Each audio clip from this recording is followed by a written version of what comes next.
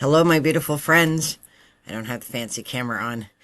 I've been out for the count, and so this video is about expecting the unexpected. Things that aren't on your bingo card, but kind of are, but you weren't expecting it. Since 2021, there's been a spot on my mammo. I'm at that age where you go for those all the time, but I've actually been going for them for many years.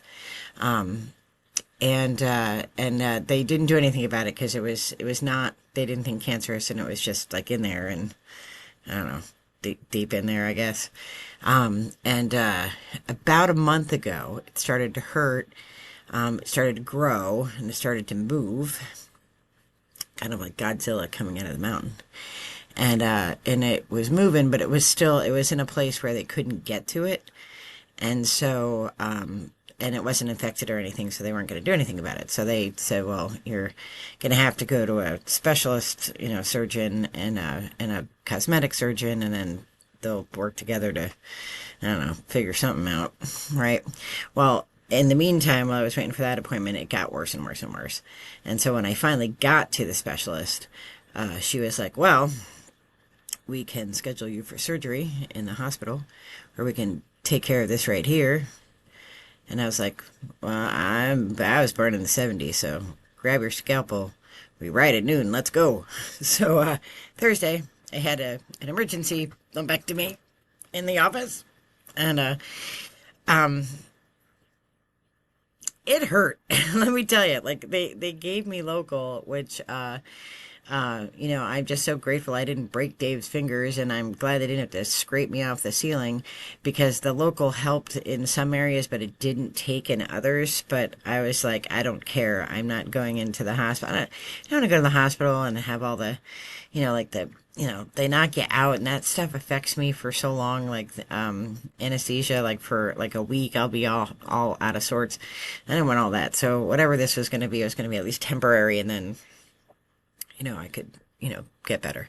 So we did that, and it hurt. And we came home, and, you have to take a bunch of antibiotics, and, you have to dress the wound all the time and stuff. And where it is, I can't play bagpipes, and I can't drive because of how the seatbelt goes, and I don't have good reaction time. So that was that. So then, I went back. That was on Thursday, and then I went back this Monday. Have the site looked at by the surgeon, and there was still an infection, so they changed the antibiotic, and now things seem to be on the up and up. I still can't play pipes. I'll find out today if I can drive. I can ride in a car if I put the seatbelt behind me, like the one that goes, so I can do that. And I feel like I'm a little bit quicker. I wasn't able to lift my arm before, but now I can lift my arm. So that's the story. And, I posted on Facebook, that I just was hoping people would send light and love, which they did, which they're very kind. But there's always people who are like, well, what's the matter with you? Like, if I wanted you to all know that, then I would have posted that. I mean, I like, it's my boob. Like, I don't want to be talking about my boob on, the internet. I mean, now I am, but, because there's a story at the end, and it's like, and really, and I know this from the work that I do in disaster relief. People will kill you with kindness. They will, they will really kill you with kindness. And, I've had so many kind offers, like, do you want me to come over and visit? And I appreciate those. I do. I appreciate those. But it's like, I don't want to clean my house, and I don't want to have to entertain anybody. And I know people don't expect that when they're coming in to see you when you're sick, but I'm that way. I remember when I had David, my older son, first baby, people would, like, all these people. It was the first grandson on Dave's side, and everybody would come and visit. And I am a natural hostess, so I want to host people. Like, and I'm in my hospital bed. I had just had a C-section, and I was like getting so frustrated because, like, it was too much. It was too many people. It was too much. So I said to Dave, and he's hard of hearing, so you have to, kind of work around that. So I said, listen, we're gonna have a word.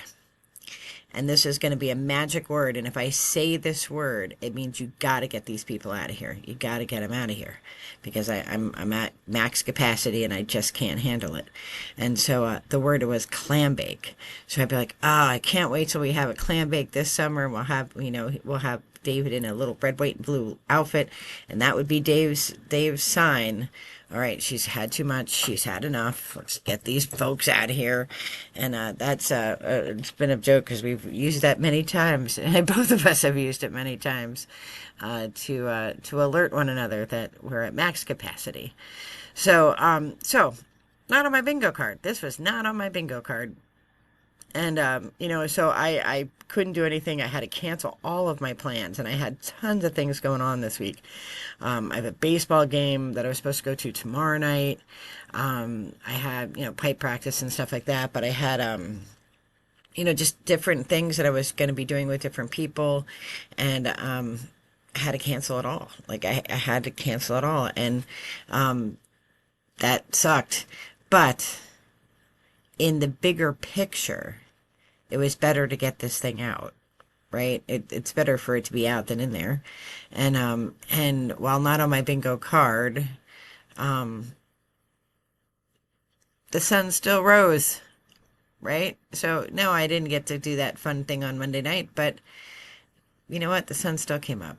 And everything worked out, and I'm able to work from home, thankfully. My boss is very understanding, so I was able to work from home. Because really, for someone like me, it's the boredom of the mind, and I can't find somewhere in a backpack. I have 4 million bags because I love backpacks and bags. And somewhere in a backpack somewhere are my rune stones and my regular cards that I read, and I can't find them. And because I can't really lift anything, I can't look for anything.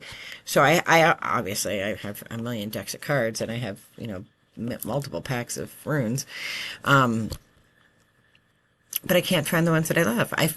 I know it's got to be somewhere close because I found my book. I have my book, but I have no idea where the cards are. They've got to be in a backpack somewhere.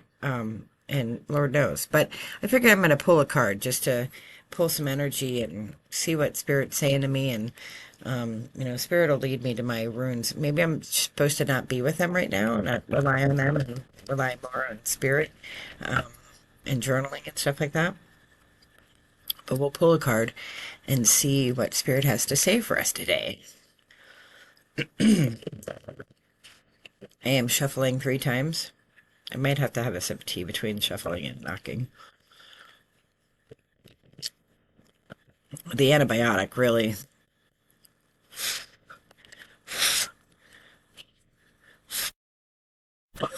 The antibiotic is like, there's 2 of them. And the first one wasn't working right. And it's because it's doxycycline, and I have to take doxy because I have Lyme disease. And so I'm constantly getting eaten alive by ticks. I don't know why I'm so juicy to them, but they seem to love me.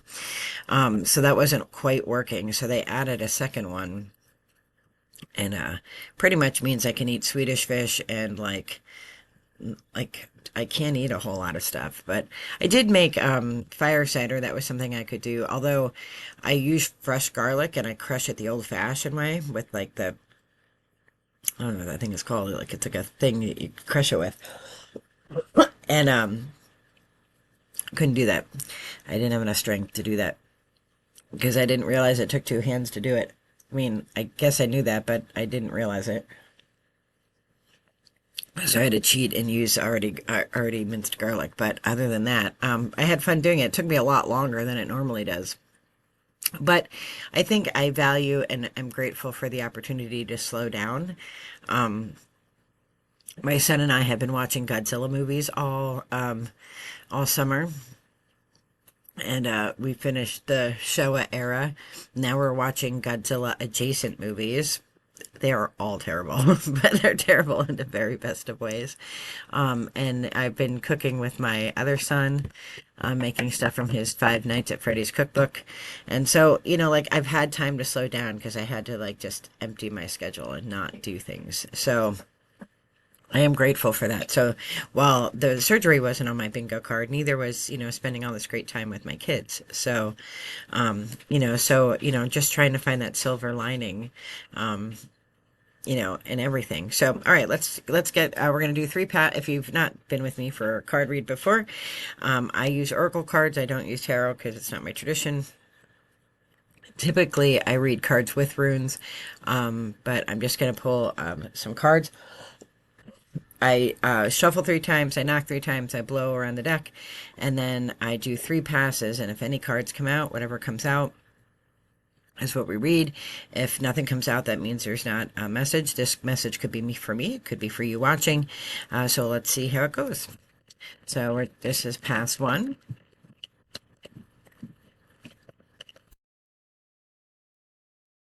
It's a legit pass two.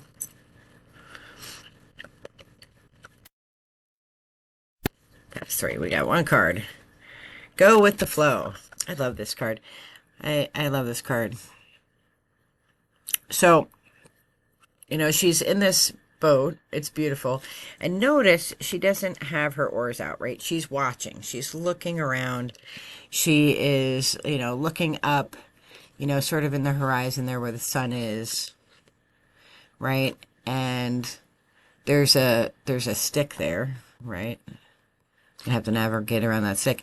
And then there's like a corner there, and she has no idea what's around the corner, right? But where she's at is beautiful. And she's just taking it